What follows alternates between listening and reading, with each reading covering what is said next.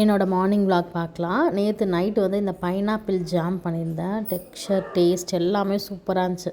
பையனோட school snacks பாக்ஸுக்கும் இதான் back பண்ணி கொடுத்துருந்தேன்.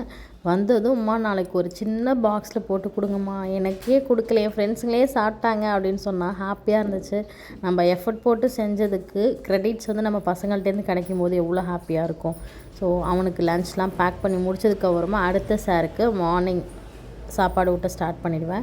இப்போ வந்து பார்த்திங்கன்னா 3 மீல் கொடுக்க ஸ்டார்ட் பண்ணியாச்சு. காலையில் அரிசி கஞ்சி, அப்படி இல்லைன்னா சக்கரவள்ளி கிழங்கு, ஆப்பிள் பியூரி அது மாதிரி கொடுப்பேன். ஈவினிங் வந்து ஏதாவது ஒரு ஃப்ரூட் கொடுத்துருவோம். கொஞ்சம் நேரம் அப்படியே விளையாட விட்டுட்டு மசாஜ் நல்லா கொடுத்ததுக்கப்புறமா நல்லா ஹாட் வாட்டரில் குளிப்பாட்டி விட்டுருவேன். ஒரு நாள் விட்டு ஒரு நாள் ஆல்டர்னேட் டேஸ் தான் குளிப்பாட்டுறது. டெய்லி குளிப்பாட்டுறதுக்கு நான் டைமும் கிடையாது. ஸோ நல்லா குளித்து அவரை தூங்க வச்சதுக்கப்புறமா நான் வந்து ரெடி ஆகணும். இன்னும் கிளாத் எல்லாமே மிஷினில் போட ஸ்டார்ட் பண்ணல. 1 இயர்க்கு மேலே போட்டுக்கலான்னு கையில் தான் துவைச்சிட்ருக்கேன். டைம் ஆகிடுச்சு. இப்போ நானும் ஆஃபீஸ் கிளம்பிட்டேன். கிளம்புறதுக்கு முன்னாடி அவருக்கு பால், மதியானம் லன்ச் எல்லாமே எடுத்து வச்சாச்சு.